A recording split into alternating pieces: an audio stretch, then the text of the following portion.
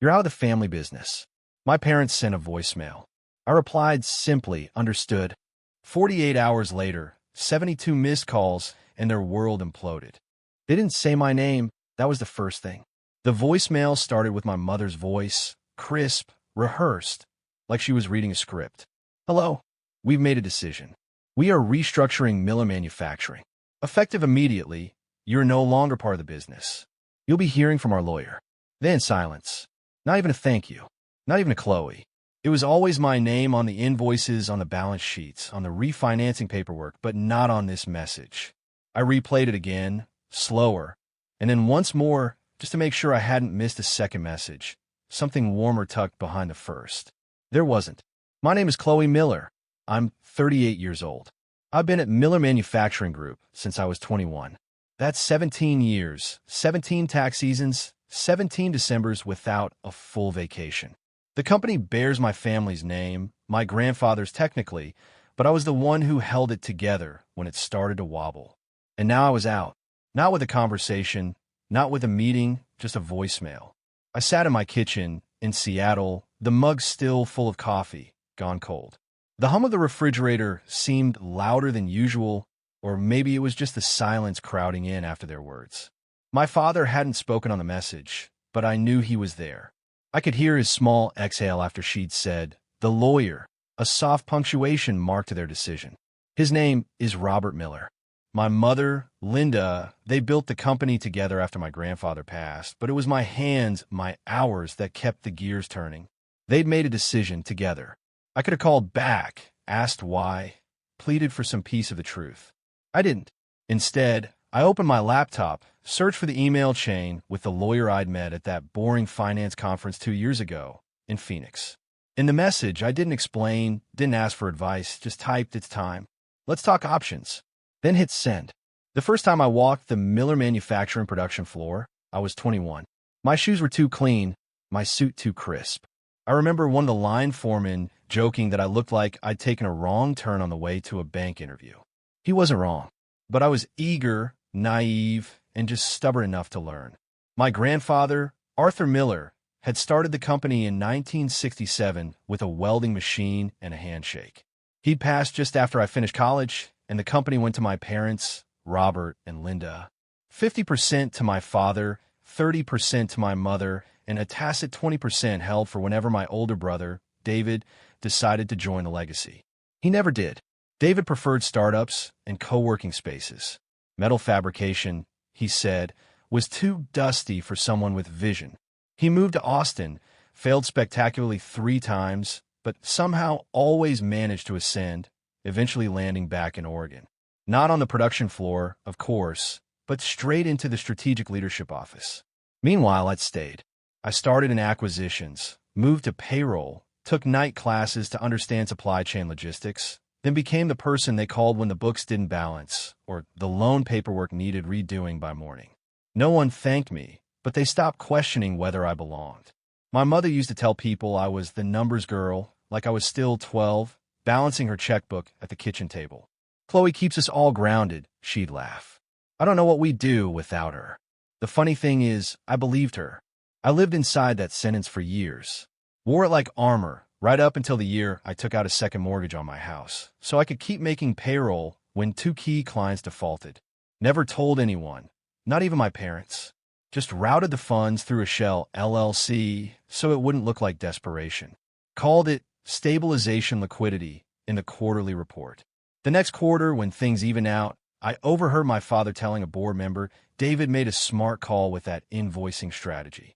Proud of the boy. David hadn't opened QuickBooks in months. I swallowed it like always. Told myself it didn't matter who got the credit, as long as the company stayed afloat. That was my role. Not the name on the paper, but the name in the emergency binder. Over time, things shifted. My access to high-level planning meetings started to fade. My mother said I was already too overloaded and should focus on what I was good at. Then came the updated organizational chart. My name wasn't on it. I asked about it. Linda smiled, patted my arm. "Chloe, you know we value you, but this is just a visual. Don't read too much into it." That was 2 years ago. A year ago, I noticed my profile picture was gone from the company website.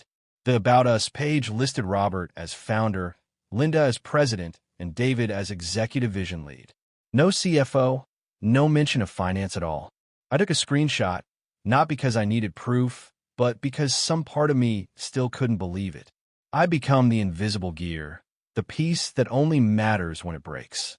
Still, I stayed because somewhere beneath the silence, I still believed they'd see me again, that all the years I'd kept them afloat counted for something, that maybe, just maybe, blood still meant belonging. It didn't happen all at once. That's the cruel thing. It wasn't a firing, not even a fight. It was a slow subtraction, one folder at a time, a shared drive permission quietly revoked, a group thread I suddenly stopped seeing. I first noticed it when I went to update the vendor calendar and couldn't access the Google Sheet I'd built from scratch 6 years prior. Access denied, the screen said. I thought it was a glitch. Emailed David. He replied, "Oh yeah, we consolidated finance operations into a different workflow. Nothing urgent." I asked to be included. I never was.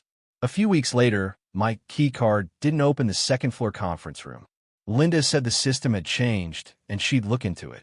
She never did. One by one, the parts of the company that had once flowed through my hands now moved without me. Faster, messier, but no one seemed to care. Then came the annual shareholder packet.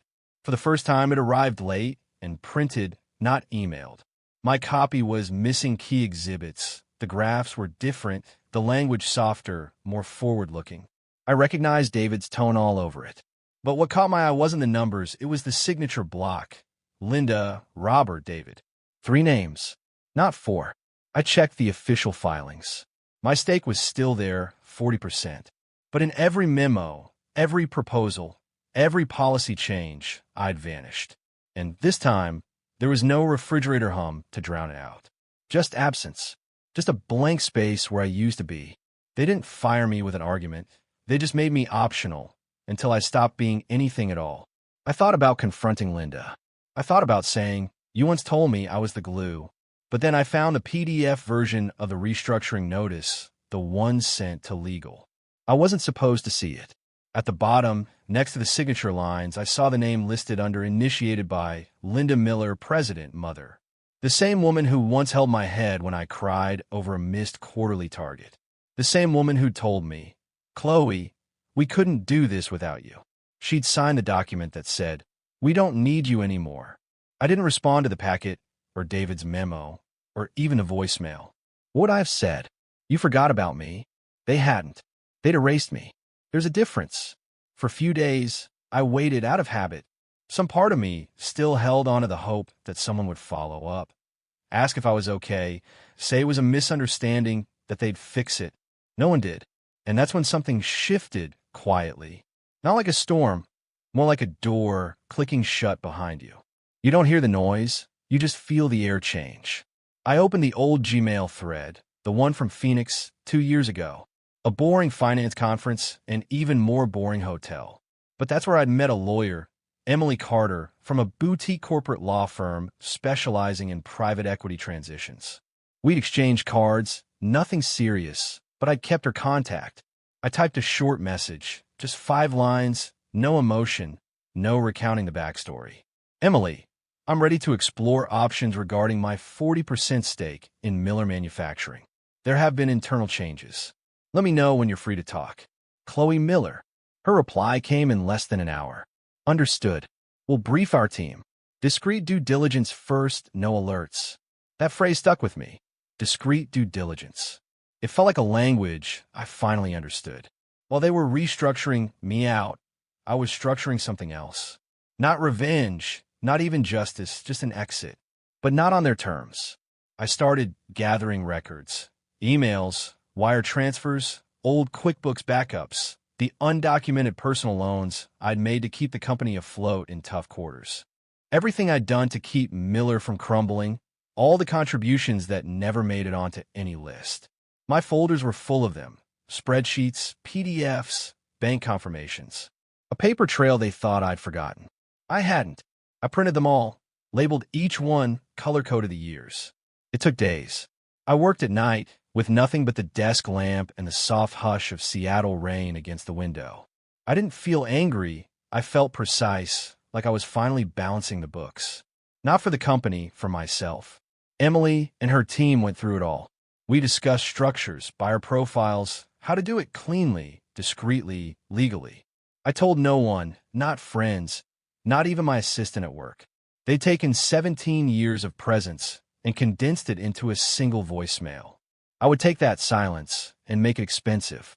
We didn't meet in a conference room. We met in a booth in the corner of a quiet restaurant in Bellevue, just across the lake from Seattle. No logos, no papers on the table, just tea, conversation, and confirmation. The man across from me introduced himself as Ben Harrison. He was polite, understated, gray sweater, quiet tone, no sales pitch. His firm specialized in acquiring minority stakes in mid-sized family businesses, specifically those showing signs of transition turbulence, he called it. Transition turbulence. I called it abandonment. Emily had connected us, discreetly, legally, precisely. Ben didn't ask me to criticize my family. He didn't need to. My data had spoken for me. The cash injections, the off-the-books payroll saves, the overlapping loan guarantees I'd covered with my personal assets. He nodded as he flipped through the binder I'd prepared, color-coded, tab by year, with copies of QuickBooks reports that no longer match what the board now claimed. You were the stopgap, he said simply. They leaned on you until they didn't need you anymore. Or thought they didn't. I didn't say anything, just watched the steam rise from his cup. Over the next week, his firm conducted their own due diligence. They requested access to board minutes, partnership agreements, equipment lease schedules. Most of it was public record or accessible due to my still active stake. What they found wasn't clean. A line item marked strategic reinvestment traced back to a failed expansion project in Texas, a location David had personally championed and Linda had defended. Over $800,000 in undeclared losses, tucked behind flex-coded budgets and vague language. Another report flagged duplicate payments to a marketing agency with no physical address, a ghost company, most likely, or a favor, or something worse. I didn't press for answers. I didn't need to. I had what I needed. In 2 weeks, the purchase agreement was finalized.